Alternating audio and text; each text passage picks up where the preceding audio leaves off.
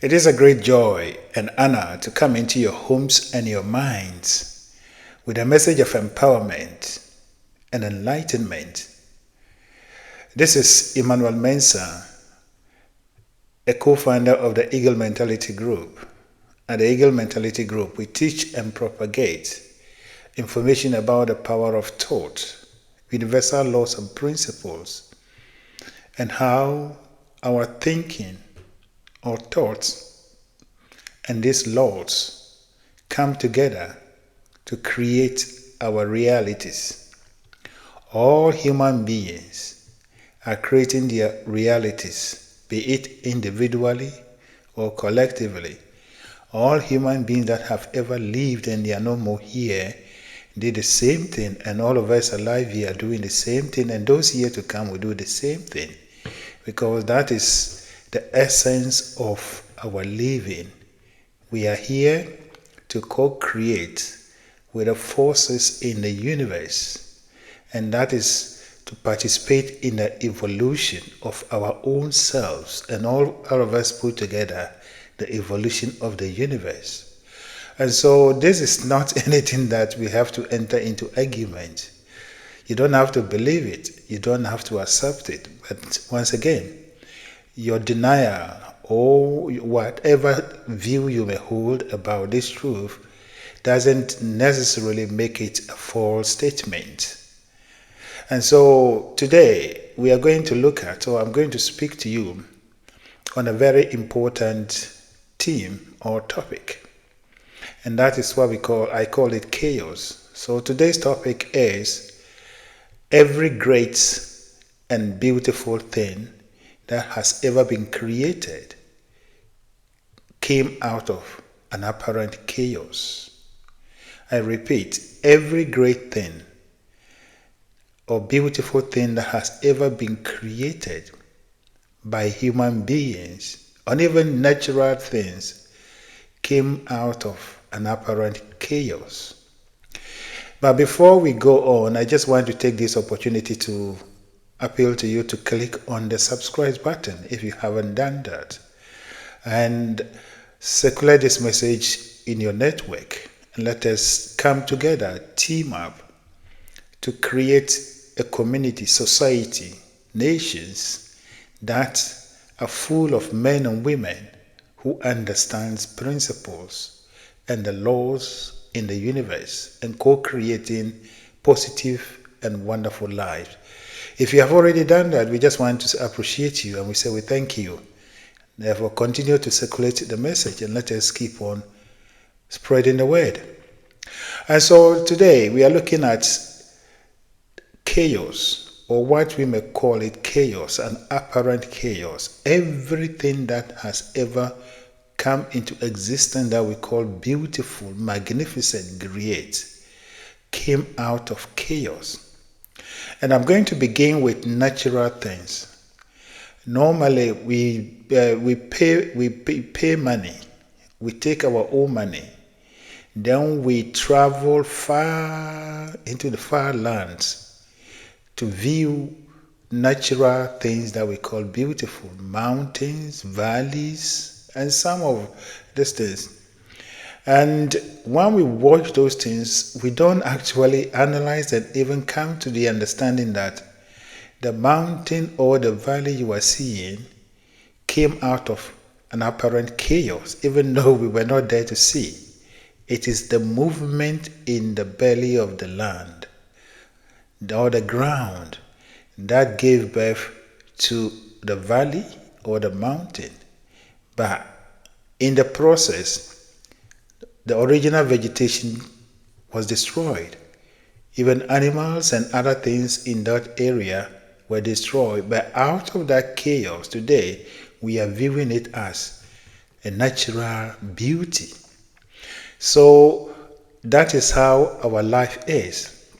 Now, even if we bring it into our own lives, be it individually or collectively, you will see this principle running through our lives. If you want to prepare food, I'm a Ghanaian, so I will use the Ghana example. We have what we call fufu. If you want to prepare fufu, traditionally, You go to the market or you go to the farm and take a beautiful plantain and a beautiful cassava. You bring it home. The natural thing is that just to leave the plantain and cassava and admire it. It's so beautiful. It's well built. You say, but you don't leave it that way. You take it and cut it into pieces. Peel it and cut it into pieces. And then you put it through a certain process, intense heat. And then it goes through this process. Difficult to make, even yourself doing it. But with persistence, you turn this cassava and plantain into what we call fufu. Then you sit down and say, oh yeah, I've got fufu. You enjoy it. But as a matter of fact, the whole process is chaos. And out of the chaos, you created fufu and enjoy it to nourish yourself. That is just one. Take also construction. Either road construction or any type of construction. When they are in the process, if you ask the contractors to build your house, the land, everything was good, green grass. But first, they bring the machines, cut the trees, destroy everything. And at times when you go and stand there and look at them doing this, you ask yourself, so how is this going to turn into the house? But step by step, they turn this confusion, apparent chaos, into a beautiful house that men and women pass by and admire. But when they see the house, they don't even look at or they don't consider the chaos that existed in the process before that house came into existence. And so it is with our roads, our everything. Anything that you see, if you go to the United States, the skyscrapers, or if you go to United Kingdom, the Canary Wharf, that was built in the midst or in the middle of the River Thames. Everything, those magnificent buildings, they came out of chaos. Human beings deliberately created a chaos. And out of the chaos, they brought up this beautiful edifice. And so it is our lives. We are the same as all the things that I've just mentioned. As a human being, you are surrounded or submerged in what we call contrast. Your life must be renewed from one point to the other. And the only way that the renewal of your life, your existence, into a newer version comes about is the introduction of an apparent chaos. So you may face a difficulty, a challenge, something that all men and women are likely to consider as dangerous, or something that they are likely to consider as the work of the forces, enemies that are attacking you. But as a matter of fact, those things are not supposed to be looked at. They are your natural course towards evolution. And if you look at it in the same way as you take the cassava and the plantain and you put it through a process to make your beautiful and delicious fufu, and you take that challenge and mold it, look at it from the highest point of view, and take the necessary steps and cooperate with the forces in the universe by thinking in the right direction positively. Out of that chaos, your life will be transformed into another stage. And so every human being that goes through a difficulty, if you don't move, if your life is not transformed, that means you haven't taken the right actions, or you do not understand your level of existence and how you were supposed to organize your life. Difficulties and challenges are not to harm us, but they are the precursors that come to usher us into another higher version of life. And so this is how life is. Chaos must come before the actual thing comes about. And most of the time, human beings, especially those of us in Africa and religious people, we tend to, perpetuate a certain kind of morality that doesn't exist in the universe. And as a matter of fact, if morality really exists in the universe, then it will be taken as a matter of cruelty for women to go through the stages of pregnancy and childbirth. As a matter of fact, why will a human being go through this process before another human being comes out into this world? But we look at it as a natural thing and we appreciate it, you see.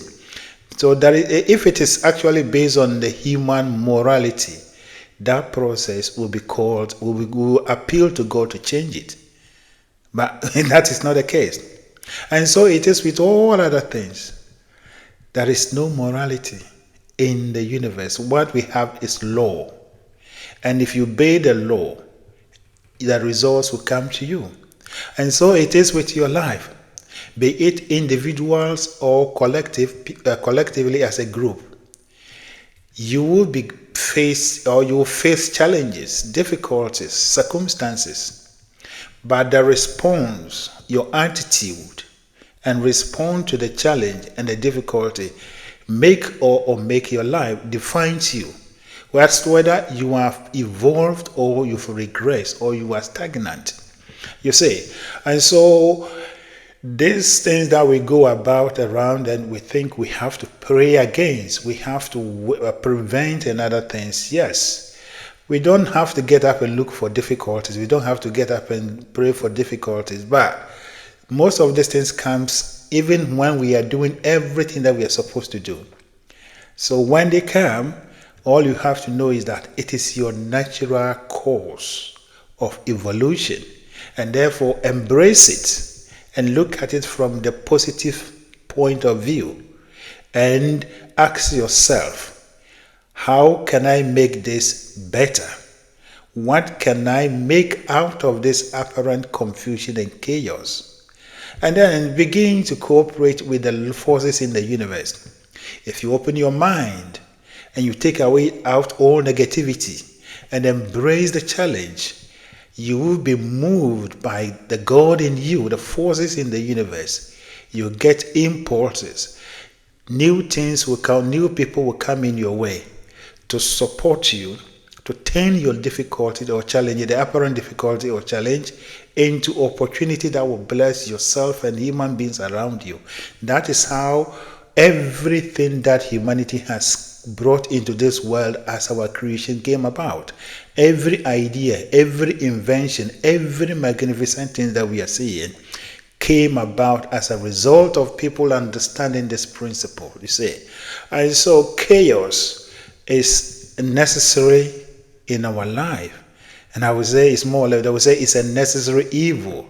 It must come before we see the actual thing.